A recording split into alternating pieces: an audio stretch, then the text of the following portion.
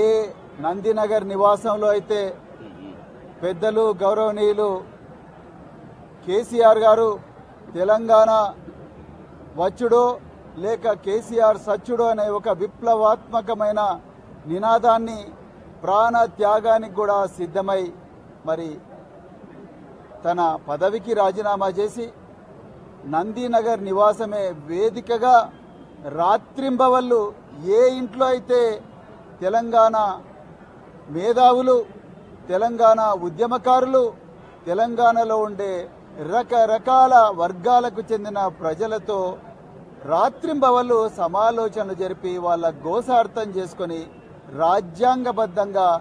ఏ ఇంట్లో అయితే తెలంగాణ ఏర్పాటుకు, తెలంగాణ సాధన కోసం ఒక వ్యూహం రచించారో అదే నివాసంలో ఈరోజు తెలంగాణను పట్టపగలే దోచుకుంటున్న దోపిడి దొంగలు కాంగ్రెస్, రేవంత్ రెడ్డి, వాళ్లకు సపోర్ట్ చేస్తున్న బీజేపీ నాయకులు ఏర్పాటు చేసిన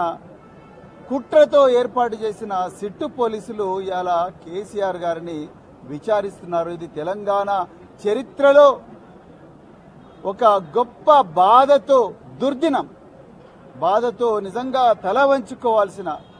దుర్దినం. నిజంగా తెలంగాణ అంతా కూడా ఈరోజు శోక సముద్రంలో మునిగింది.